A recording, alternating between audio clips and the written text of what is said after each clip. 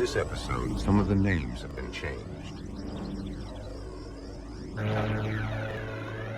The Savannah River is at once both tranquil and mighty. Its waters run fast and deep. Beneath its surface lies a murky world full of dark secrets.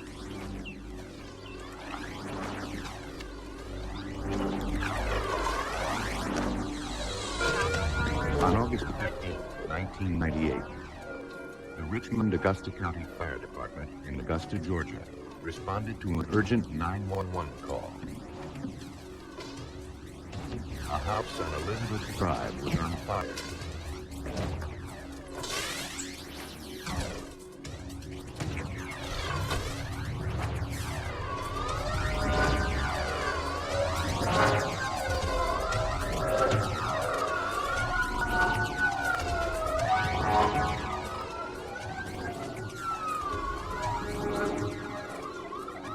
Investigators arrived as dense smoke consumed the house.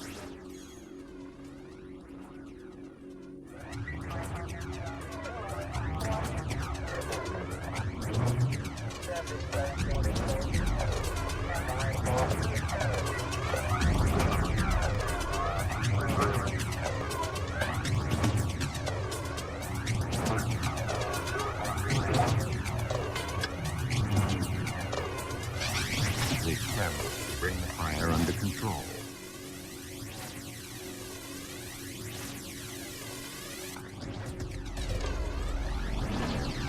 As firefighters made their way through the smoke, they detected the faint smell of gasoline.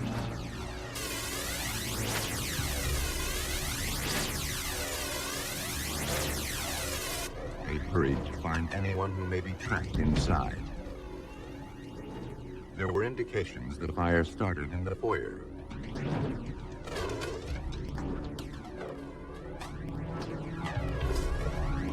Although the bedroom was filled with smoke, there was little damage from the fire.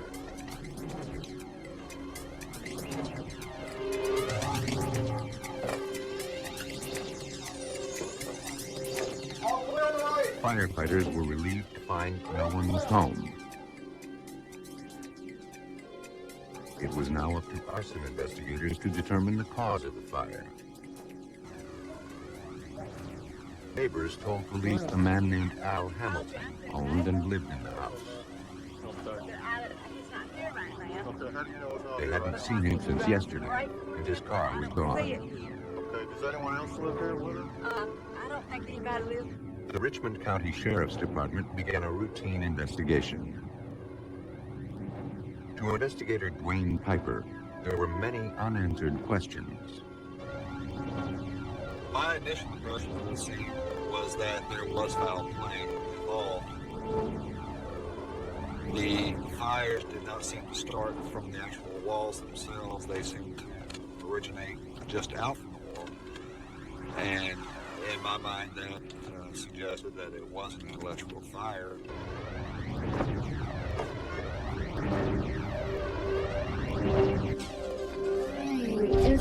Later that afternoon, a woman named Donna Edwards arrived at the Sheriff's Department.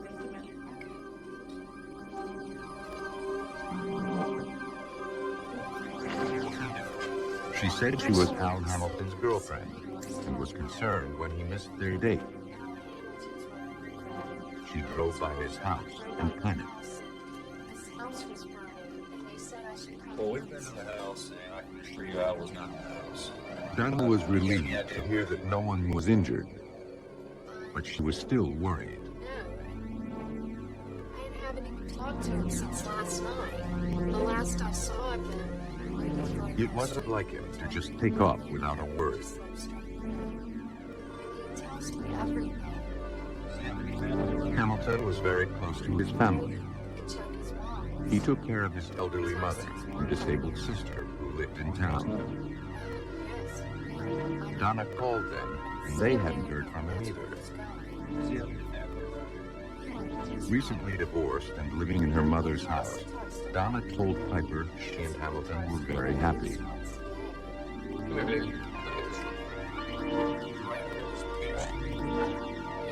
planning to buy land and build a house together. Donna had plans with Hamilton to look at property that morning, but he never showed up.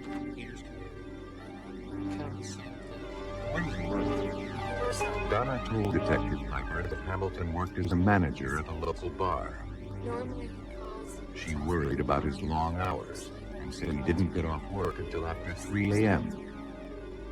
I'll get someone to go speak with his mom, and I'll go talk to him. She was sure something happened. And you'll get back. I'll give you a call, and I'll go talk to his mom. Although he agreed to look into it, Investigator Piper explained to Donna there was little he could do.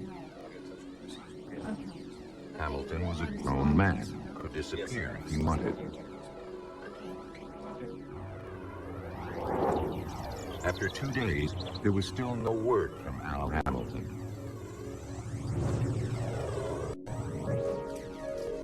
Her and his partner, Investigator Joanne Nutter, were eager to read the arson report. Investigator, the fire was not accidental. The report indicated there were 2 sources of origin. There was no The fires were set using an accelerant in both the entryway and the bedroom. Although they suspected the accelerant was gasoline, the results were inconclusive. Al Hamilton was still missing, and the report convinced investigators something terrible had happened. They needed to find him. 1012-1065, missing vehicle. 1012-1065, missing vehicle. Be on the lookout for a An green APB light. went out to field officers to be on the lookout for Hamilton and his car. South Carolina plate. Piper suspected there were more answers at the crime scene.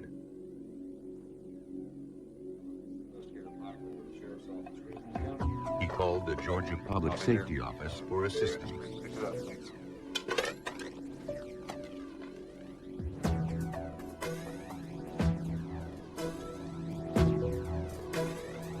Investigator Piper and forensic expert Jerry Findley of the GPS met at Hamilton's house.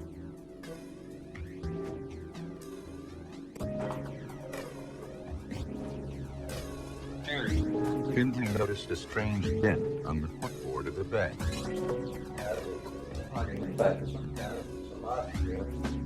Around it.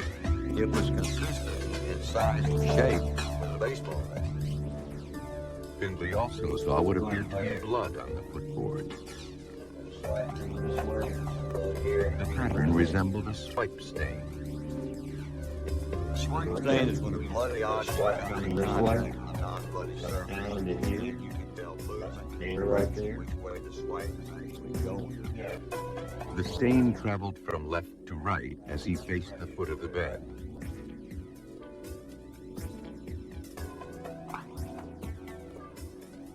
And something else caught his attention. We found little pieces of hair in the swipe, which would be consistent with a head injury and a bleeding hand. Mine is also. Yeah, with Looks like brain tissue here. down this area here.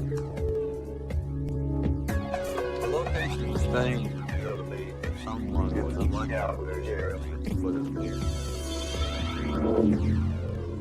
Yeah, that looks good. Looks good. As they inspected the room for more clues, they found more blood stains. Side of the room on the wall, I observed stains that were consistent with cast off. Dark areas in there, that looks like cast off. And looking at those, I believe that there had to be more there. Do this very carefully because we don't know how stable they are. Findley needed to get a closer look. Up here at the top. I got a rag and started wiping and found the remaining cast off stains right under the shirt. Findley discovered that the soot had preserved the blood. This indicated the fire was set after the beating. Here, we know we got one line. Someone had tried to cover up a violent act.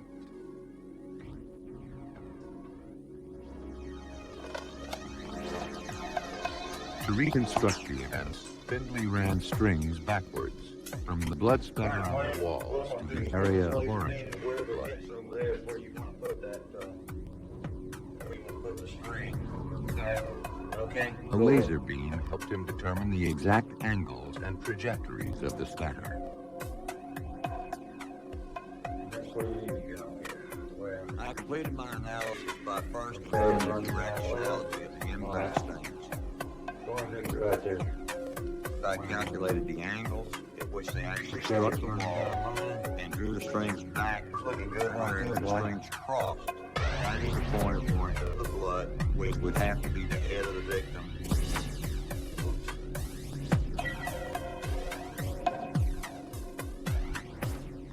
Okay, Dwayne. One thing I can tell you right now.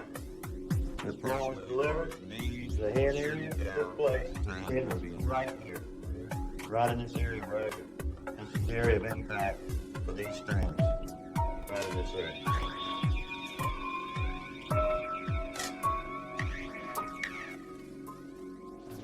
The dent on the footboard suggested the victim was struck with a blunt force object. Using a baseball bat in the lab, Findlay replicated the cast-off spatter found on the bedroom walls.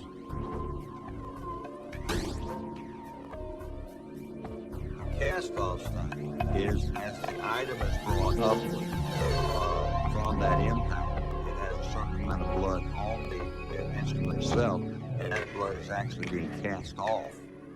As it comes across, it's breaking away from that instrument, whether it be a hand, a baseball bat, or a brick or whatever. It's going to break away and be cast upward and out, usually across the ceiling, if you're hitting straight on like so.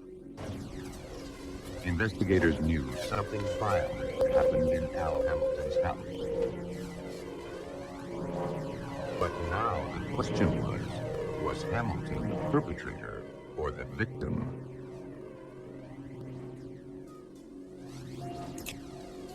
The blood found at the crime scene was sent to the Georgia Bureau of Investigation Crime Lab. Al Hamilton recently had blood work, and his doctor supplied a sample to compare with the blood found on the footboard. They matched. Al Hamilton was the victim.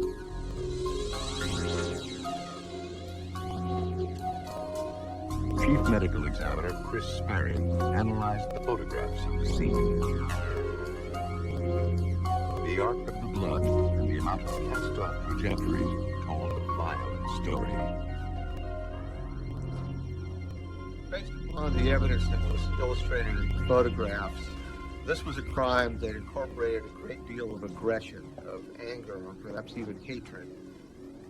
All of the blows were directed at the head and probably the face as well, and there were repeated blows. Basically, what it indicated was this man was beaten about the head and the face multiple times until he was dead. Police were now working a homicide. Al Hamilton had not survived the vicious attack. Investigator Piper retraced his last steps. Hi, I'm Investigator Piper with Sheriff's Office, Richmond County. His first stop, the bar where Hamilton worked as a manager. Last weekend. His boss told investigators he was a model employee. I had no problems with any customer, no other employee. No, he's a business. He also said nothing out of the ordinary had happened at the bar that night, and Hamilton had locked up around 3 a.m. No, sir.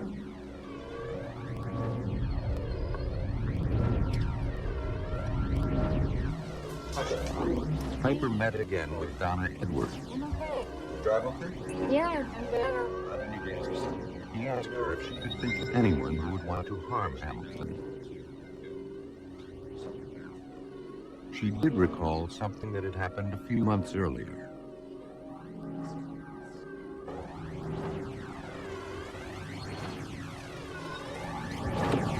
She and Hamilton had been returning from dinner one night when a large truck came out of nowhere and headed straight for him.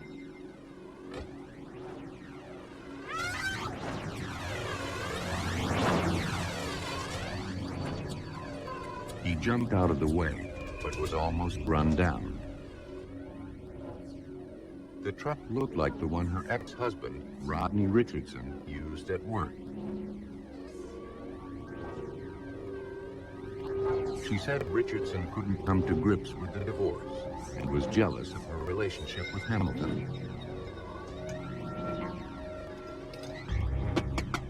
Donna also told Piper Richardson was abusive throughout their marriage, and she was afraid of him. Recently, he'd even stopped by her mom's house and confronted her about her relationship with Hamilton.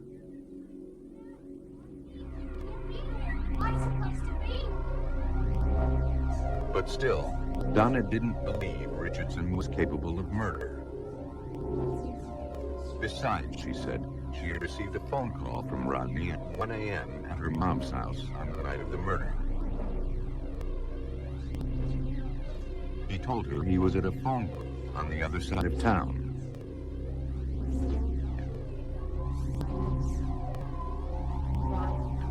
To Investigator Piper, Rodney Richardson had motive to murder Al Hamilton. But motive doesn't always make a killer. And without a body, it would be difficult to prove a murder took place at all. Both Al Hamilton and his car vanished. A body can be disposed of anywhere, but a car is almost impossible to hide. And the only place large enough to conceal a car was the mighty Savannah River.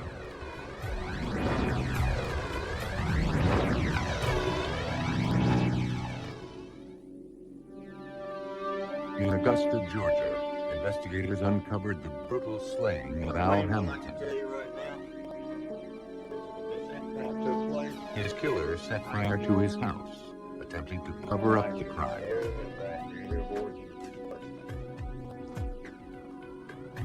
Donna Edwards, Hamilton's girlfriend, was concerned her ex-husband, Rodney Richardson, was involved. But there was no evidence against him. Hamilton's body and his car were still nowhere to be found.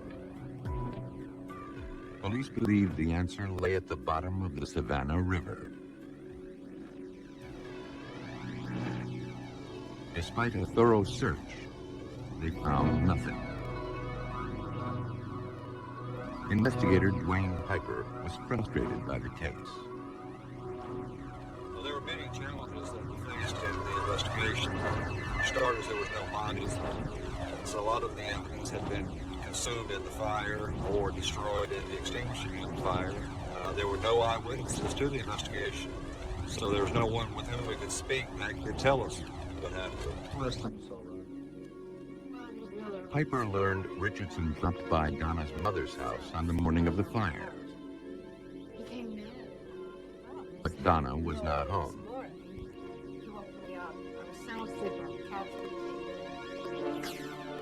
Donna's mother recalled Richardson carrying 2 cloth bags. He asked if he could leave some things in Donna's bedroom.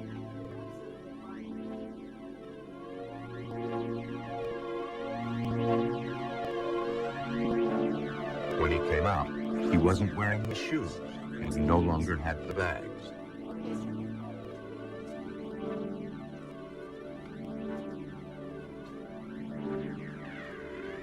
Well, they were there. Here they are. She gave the items to the police. Piper sent the shoes to the forensic lab for analysis.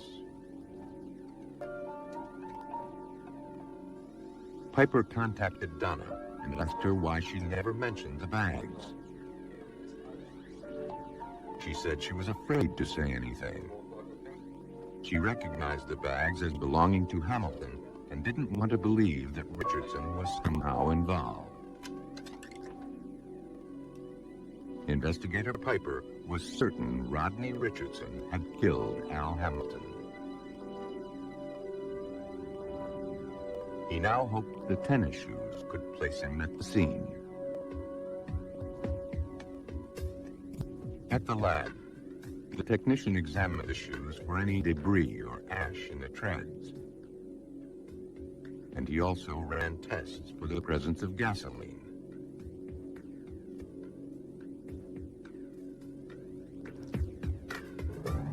The treads were clean. Traces of gas were found on the shoes.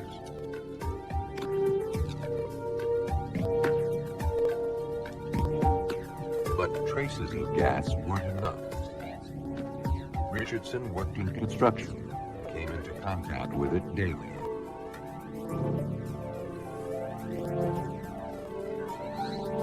Investigators needed more.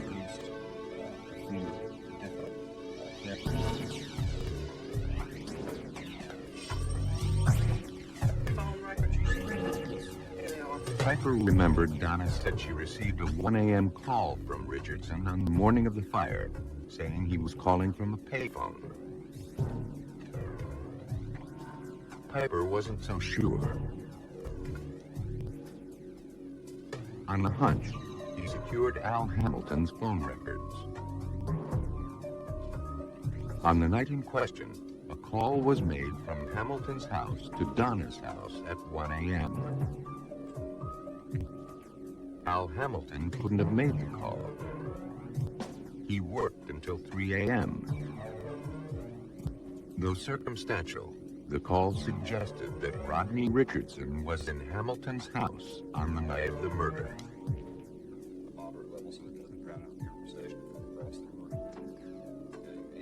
Police needed direct evidence to make an arrest, and they asked Donna Edwards for help. She agreed and tried to get a confession on tape.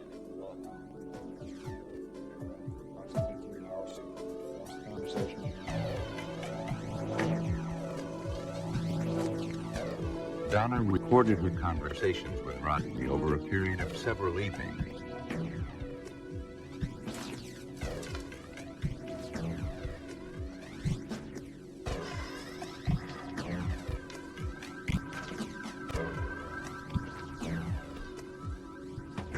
She told him she wanted to know what happened to Hamilton, so she could get on with her life. What do you want me to get? What do you want me to tell I you? want you to just tell me the truth. Tell me what happened. Just tell me what. Just tell me. Richardson finally admitted to the crime. All right. I killed him. He said he hadn't meant to kill Hamilton. He only wanted to scare him. But then he lost control. The next thing he knew, Hamilton was dead. Supposed to be your husband. You treat me like this? Richardson said he disposed of the body and was sure the police would never find it. You and him. And without a body, he bragged, they could never prosecute Is that him. what you want to hear? Is that what you want me to If tell they you? tried, he said he would not go down without a fight.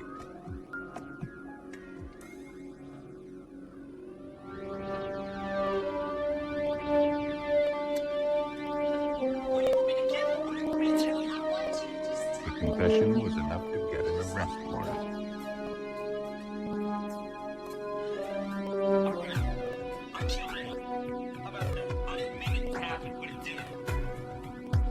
Given Richardson's history of violence, investigators plotted with Donna to take him by surprise. While Donna and Richardson were out, the police hid inside her house.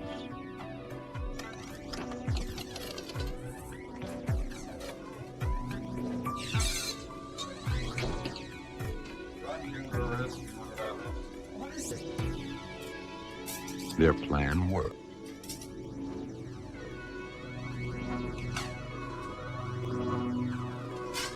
Richardson was arrested without incident.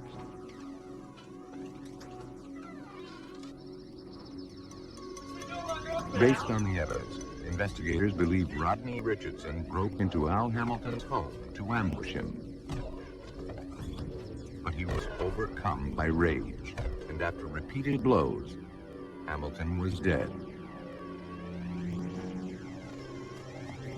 Richardson stashed the body in Hamilton's car and hid the car where no one would find it.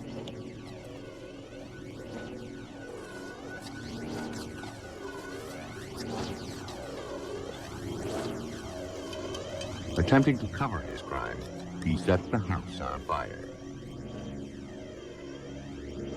Neither Al Hamilton's body nor his car were ever found. Rodney Richardson was convicted of first-degree murder. He was sentenced to life in prison. The forensic science in this case was absolutely crucial. Without the blood pattern work, the DNA work, and the arson investigation, this case would have never gone to court. There would have never been an arrest. It was through these three methods of investigation that we were able to make the arrest without a body, and to this day we still haven't done it. Rodney Richardson mistakenly believed without a body, investigators wouldn't be able to make their case against him. He was wrong. In rural Tennessee, authorities must piece together blood-stained clues to find a missing woman, dead or alive. Stewart County, Tennessee is a small rural community where even the police know everyone by name.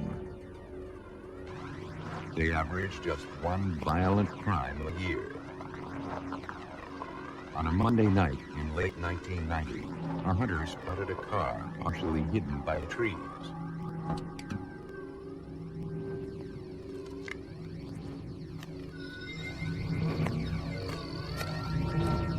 It appeared to have run off the road.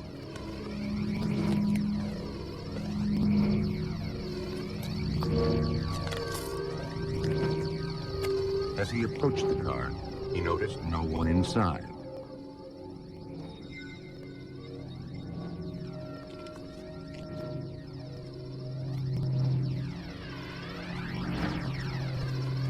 The hunter wrote down the license plate number and contacted police.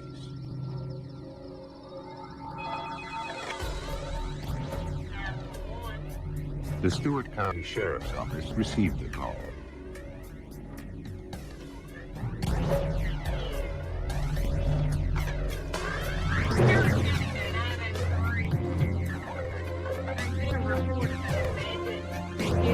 The dispatcher sent a patrol unit to investigate.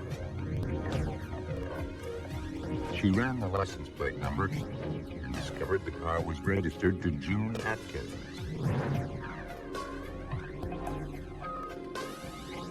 Earlier that day, a woman was reported missing. Now, police feared June Atkins was wandering the woods, alone and injured.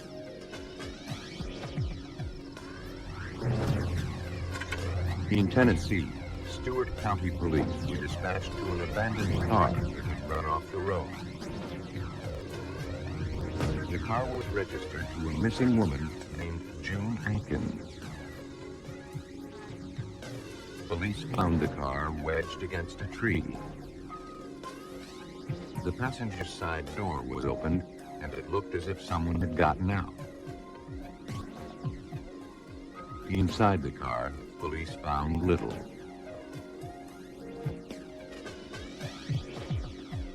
They searched the area, wondering if June had crawled out and lay injured somewhere nearby.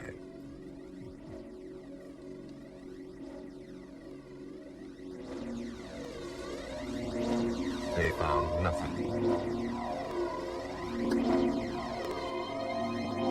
Sheriff David Hicks questioned June's husband about his missing wife. He said June went to visit her mother in a nearby town, but never arrived. Atkins was concerned. If she didn't go to her mother's house, he didn't know where she was.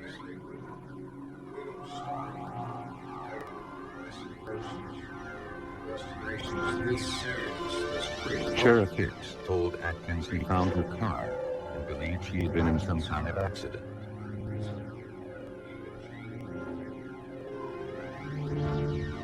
June's car was impounded. Investigators hoped it would yield some clues as to her whereabouts.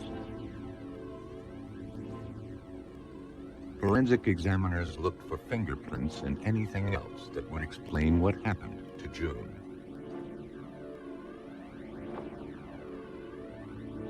but the only thing they found were the missing woman's fingerprints.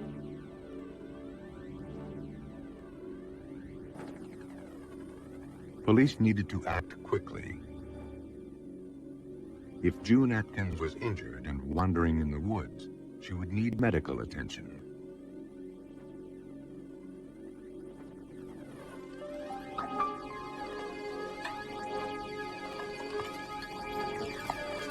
A team of local and state law enforcement personnel, along with dozens of community volunteers, searched the woods where June's car was discovered. We had both sides got a tremendous amount of help from surrounding counties. A lot of people that just called in volunteering, wanting to help when they heard that June Atkins was missing. We're going to ride up in two groups. Half of you's going to go on the right side, half of you's going to go on the left side. Stay within 15 foot of one another so you've got a good sight of everybody as we go through the woods. Okay, let's go. The search party fanned out in different directions. Officers on horseback tackled the off-road terrain.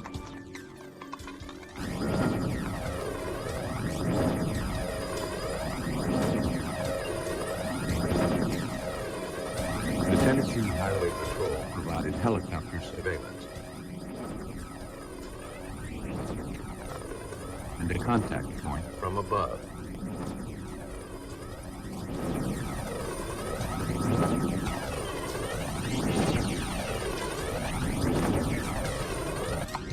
The search lasted for several hours.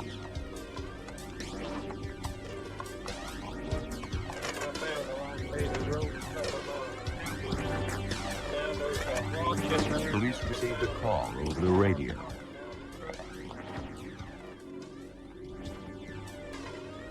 Something had been found near the Paris Landing Bridge. Rick Stout of the Tennessee Bureau of Investigation was part of the search team.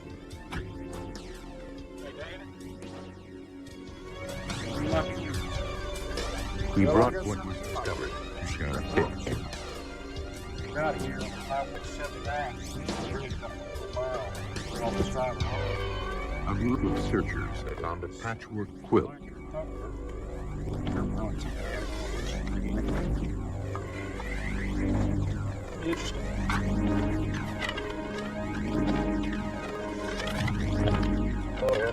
To be bloodstained.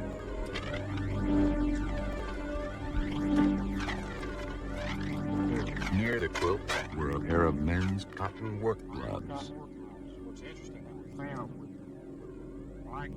The gloves smelled of gasoline.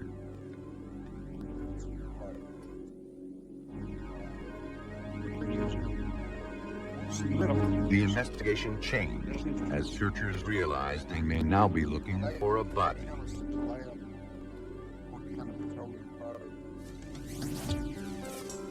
Crime scene technicians joined the search. Later that afternoon, several miles from where the quilt was found, a woman's wallet was discovered.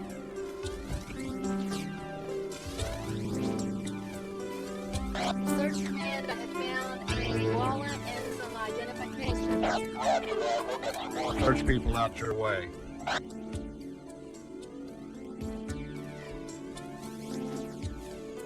We found contents, I mean, purse, some of them we know belong to June Atkins.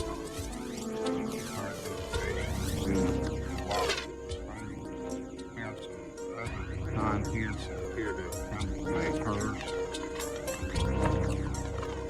The search continued for several more hours.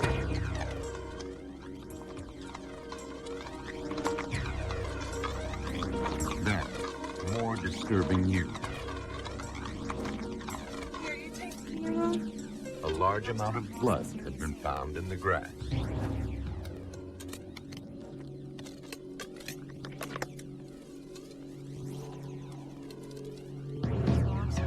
The area was photographed, the blood swabbed for analysis.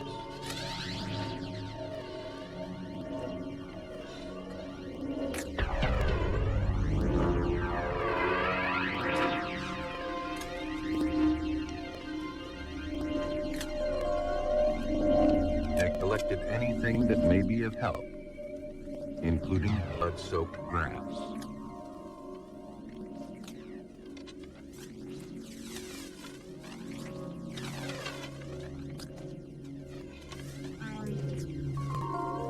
Underneath the grass, they found a woman's watch.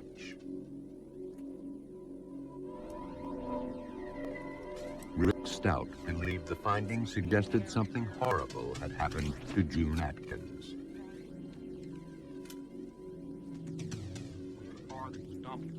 In the woods, we have her personal belongings. We have a quilt that had blood on it. Evidently, we find personal belongings thrown out along the side of the road.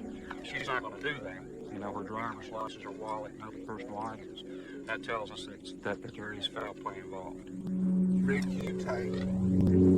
There was blood, but no body.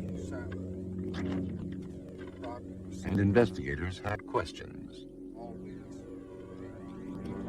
At this point, they had no idea what happened to June Atkins.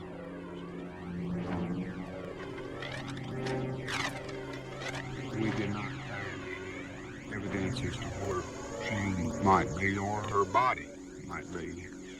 We had some hopes of possibly finding June alive, but we did not.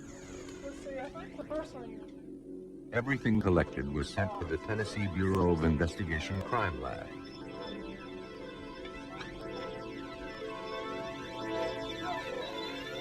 Forensic serologist Patty Chilty tested the items for blood. Open the quilt up, spread it out. It did have a very large blood stain on it. And so the first thing I did was a chemical color test to see if it was blood. And my chemical color test indicated that it was.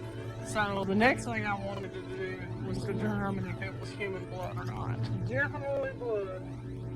So I did testing on that and determined that it was indeed human blood.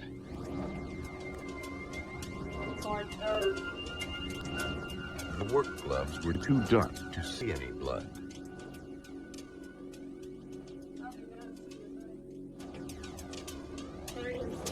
Look at that. Using an alternate light source, Jody examined the gloves. She discovered several small stains resembling blood, but they tested negative.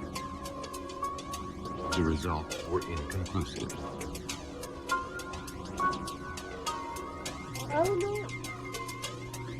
She then examined the sage grass.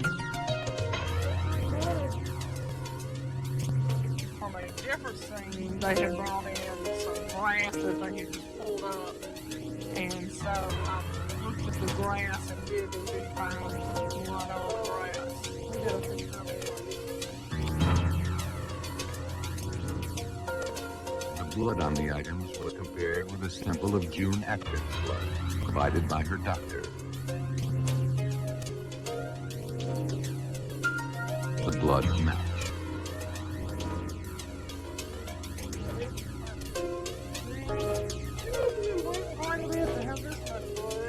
Jody was asked by investigators if she could determine whether June was still alive. The volume of blood that was on the quilt was a fair amount of blood, but I mean, it could have been from maybe a non-lethal injury. But the fact that there was 2 or 3 areas of grass that had blood on it, that was more indicative of someone who had bled out quite a bit. And that was fairly indicative that she couldn't have been mortally wounded.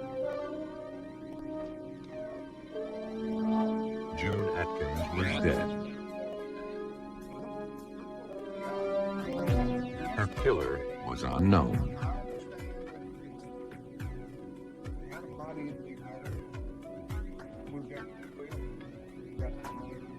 And now, police needed to find out who killed her and why. Tennessee police continued to investigate June Atkins' brutal murder. Although no body was found, massive blood at the scene indicated she could not have survived.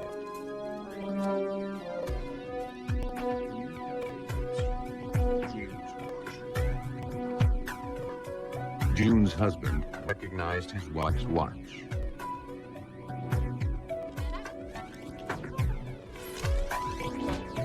He had given it to her as a Christmas present.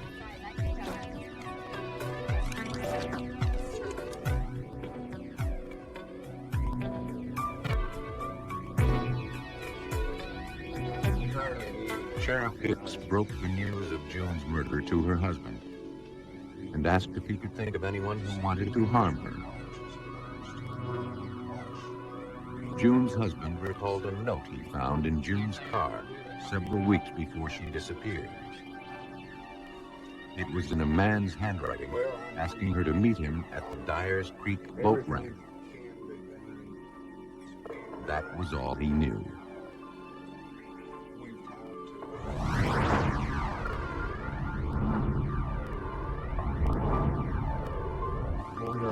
Deputies spoke with June's co-workers, hoping her friends could identify the mystery man. Sheriff David Hicks. Friends of June told us that June had been seeing a man by the name of Kenneth Pickett, and that they had been meeting at the Dyer Street boat.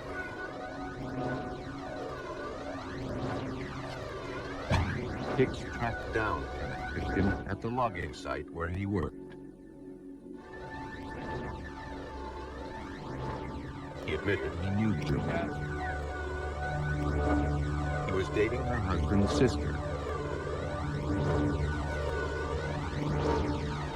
And he denied ever meeting her at the Dyers Creek boat ramp. Sheriff Hicks was not convinced.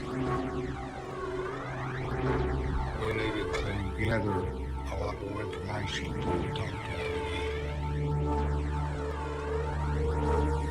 Police canvassed the neighborhood around the boat ramp.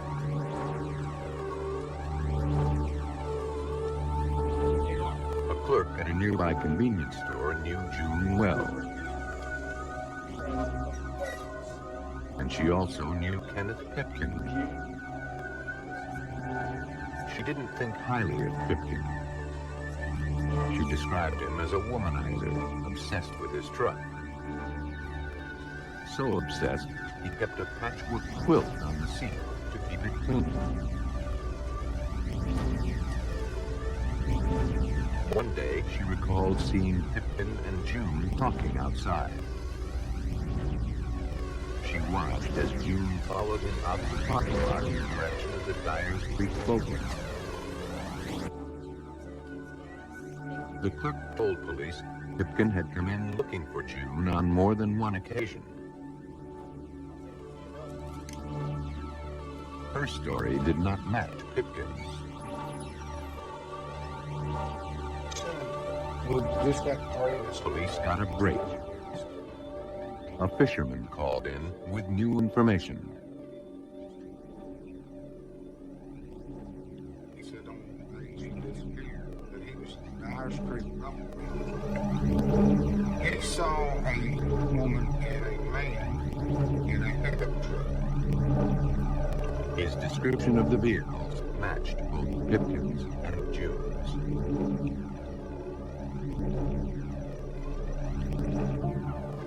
Police brought Kenneth Pipkin in for questioning. They showed her pictures of the bloody quilt. I remember having a blanket. He admitted it was similar to one he used in his truck. But his had been stolen earlier that year. You have your Pipkin swore he had nothing to do with June's disappearance. He claimed he hadn't even seen her on the day she disappeared. Police knew Kenneth Pipkin was lying. But they needed more to prove he was a murderer. Now they needed to learn why.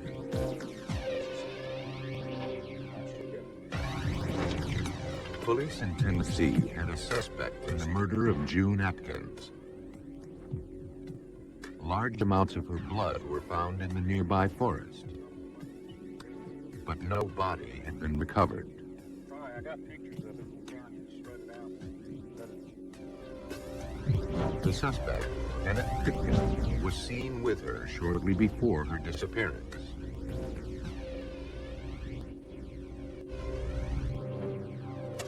A search warrant was issued for his truck and home. Crime techs processed the vehicle. They discovered tiny cloth fibers on the floor. They were collected and sent to the crime lab.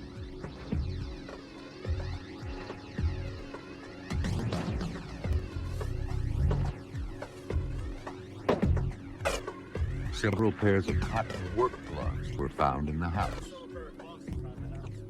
They were the same size and style as those found at the crime scene. The evidence was sent back to the Tennessee Bureau of Investigation. Forensic specialist Russ Davis assisted on the case. He brushed the quilt found at the crime scene, collecting any loose fibers. The issue became, can we connect the victim through this blanket to our suspect? That's where the fiber evidence came from. Fiber is associative evidence. Fibers are the basic unit of all textiles, clothing, carpeting, anything like that. Green shed, the fiber is a very small portion which makes up the textile. That's what can transfer.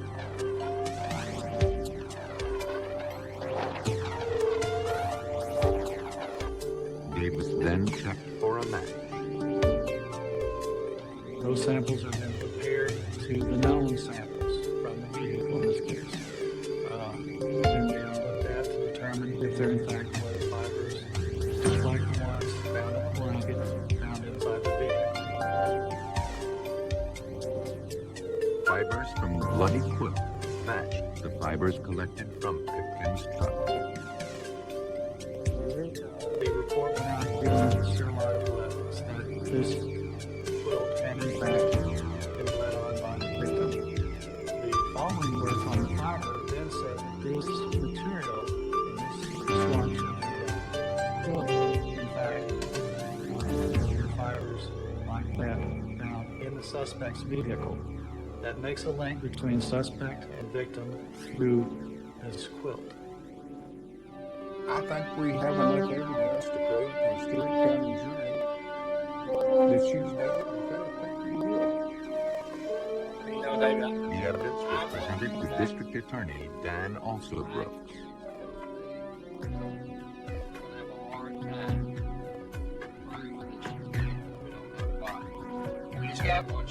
Alsobrooks was apprehensive about taking Pipkin to trial. Obvious. Challenging case. Well, June Atkins is not being I want you to have to trial with this issue, not having the body and being reasonable amount of forfeiture. Same and found But police were determined to bring Pipkin to justice and ran through the evidence again. We've got the quilt that has her blood on it. We know that it was her blood on the quilt, her blood at the crime scene, and we can put the quilt in his truck. We don't get two chances to try a murder case. He's found not guilty, that's it. The DA was unconvinced Blood to on get a it. conviction. And we know that that quilt came Murder to cases. the Pipkin's truck. Very different. We know it. If it's totally circumstantial. You know it's Green Atkins. You've got to convince the jury beyond a reasonable doubt that there's been a homicide and then prove beyond a reasonable doubt who committed the homicide. She left that night. She had every intention. Sheriff Hicks knew June's body was out there somewhere, Somebody tried to hide and to him, the case was not her closed. blood and her watch that came from her arm. 2 years later, on August 23, 1993, a fisherman made a gruesome discovery. The lower half of a female torso surfaced in the Tennessee River. Her family recognized the clothing, and they knew it was June.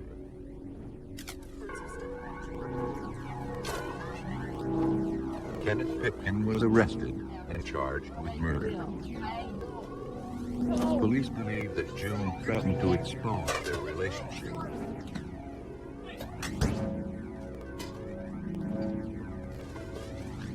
Pipkin killed her to ensure her silence.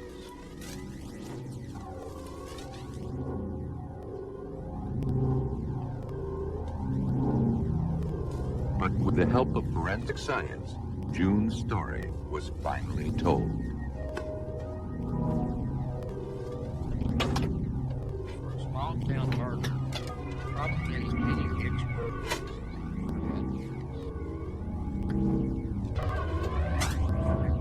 pathologists that done the autopsy. You had fiber experts, you had blood experts. It was a fascinating case to put together as a prosecutor. Kenneth Pipkin was found guilty of second-degree murder. He is now serving a 20-year sentence.